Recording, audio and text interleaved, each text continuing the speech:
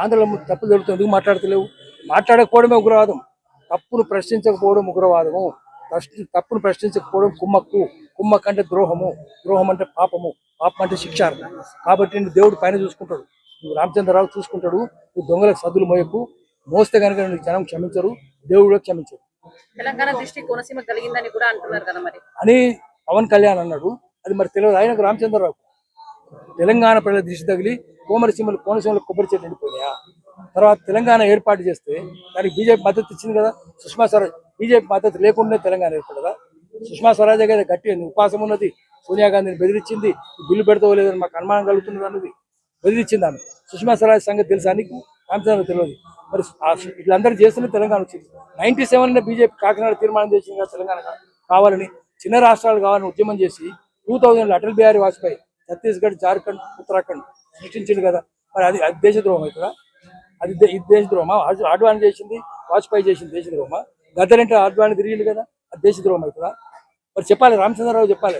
తెలంగాణలో జాతీయ గీతం ఉంటుంది, ఆంధ్రలో జాతీయ గీతం ఉంటుంది. జాతి అంటే కులమే కావాలి మీకు. దళితుల వ్యతిరేకులు కదా మీరంతా, ఆదివాసీ వ్యతిరేకులు కదా.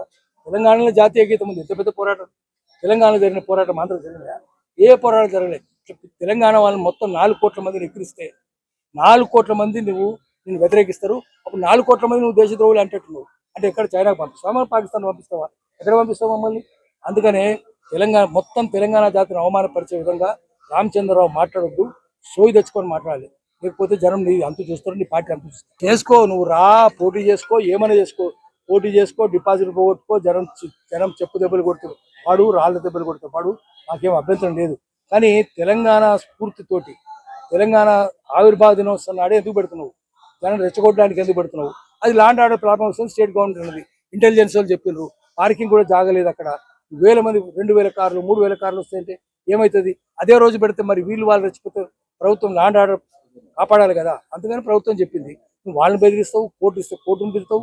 కోర్టు కూడా ఇచ్చింది కదా, మాకే ఇచ్చింది ఆర్డర్, పెట్టుకోవద్దని చెప్పింది. హౌస్ మోషన్ వేయలేదు, ఇంట్లో వినలేదు. లేదు వాళ్ళు చెప్పింది, ప్రభుత్వం చెప్పింది కరెక్టే అన్నది. అంటే నువ్వు దాన్ని కూడా విమర్శిస్తున్నావు అంటే నువ్వు కోర్టును కూడా విమర్శించినట్టు లెక్క.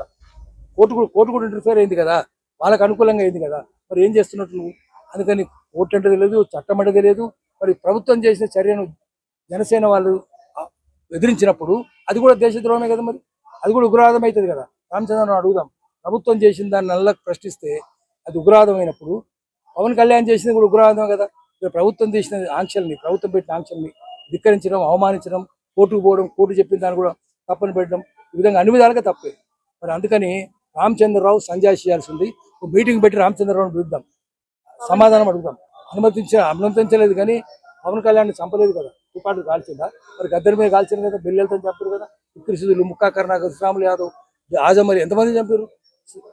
మారోజు వీరన్న, కోనపూర్ రాములు, కోనపూర్ సాంబశివుడు, ఇంతమందిని చంపిన చంద్రబాబు నాయుడు. మరి దాన్ని ఏమంటారు?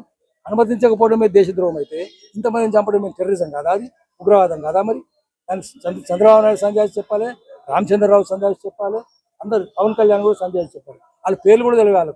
వీళ్ళు ఎంతమందిని చంపిన చంద్రబాబు తెలుసు, గద్దరి మీద 6 తూటాలు కాల్చింది తానే అని కూడా తెలుసు. తెలంగాణలో కాలు పెట్టే సందు వస్తే వేలు పెట్టే సందు, తర్వాత కాలు పెట్టే సందు, తర్వాత పడుకునే సందు, ఇవన్నీ చేసుకోవడం కోసమే. ఇంత రమ్మంటే ఇల్లంత వస్తుంది. అట్లా చేస్తుండొచ్చు, కుట్రలు ఉండొచ్చు. చంద్రబాబు నాయుడే పంపిండొచ్చు, నువ్వు అక్కడ ముఖ్యమంత్రి, నేను ఇక్కడ ముఖ్యమంత్రి. ఎందుకంటే నేను పోయినాక నా కొడుకు ముఖ్యమంత్రి అవుతాడు, నేను ఉండగానే ముఖ్యమంత్రిని చేయాలి, నేను ప్రధానమంత్రి కావాలి, మోదీని తప్పించాలి. ఎన్టీ రామారావుని తప్పించుతాను కాలేదా ముఖ్యమంత్రి? అంటే ఇప్పుడు మోదీని తప్పించి నేను ప్రధానమంత్రి కావాలి. అయితే ఇక్కడ లోకేష్ని ముఖ్యమంత్రిని చేయాలి ఆంధ్రలో, తెలంగాణలో పవన్ కళ్యాణ్. మళ్ళీ పోటీ ఉండదు కదా ఊరి మధ్య. అట్లాంటి రాజీ ఒప్పందం ఏమైనా ఉండొచ్చు, రాజీ ఒప్పందం ప్రకారమే ఏదైనా చేస్తుండొచ్చు, చేసే అవకాశం ఉన్నది. వాళ్ళు కలిసి కుట్రలు చేసే అవకాశం ఉంది. దానికోసం తెలంగాణ ప్రజలను బలి తీసుకోవాలని చూస్తున్నారు. జనమంతా గమనిస్తున్నారు. చూద్దాం ఏం జరుగుతుందో చూద్దాము. కానీ ఏదైనా సరే చంద్రబాబు నాయుడు ఆత్మహత్య చేసుకోవాలని చూస్తున్నారు. రాజకీయాల్లో అత్యల్ని పవన్ కళ్యాణ్ కానీ చంద్రబాబు నాయుడు కానీ రాజకీయంగా ఆత్మహత్య చేసుకోవాలనుకుంటున్నారు. There are no murders in politics, only suicides. So వాళ్ళే ఆత్మహత్య చేసుకుంటే ఎవరు కాపాడతారు? హత్య చేస్తుంటే కాపాడుతాం, వాళ్ళు ఆత్మహత్య చేసుకుంటుంటే ఏం చేస్తాం? ఎవరి అడ్డుపడ ఆఖరికి అన్ని రకాల అడ్డుకుంటే కూడా, ముక్కు మూసుకుంటే కూడా ఆత్మహత్య అయిపోతుంది. అట్లా ముక్కు మూసుకుంటుంది ఏమో. నేను ఎక్కువ మాట్లాడే పవన్ కళ్యాణ్ ఇక్కడ జనసేన లీడర్ జర్నలిస్టులని, ఇక్కడ అనలిస్టులని ఇంచుమించు బుట్టులాగా మాట్లాడడం జరిగింది. అట్లాంటిది సభలో ప్రెస్ మీట్ లో ఖండించడం కానీ దాని గురించి మాట్లాడడం కూడా చేయలేదు. దీన్ని రామచంద్రరావా?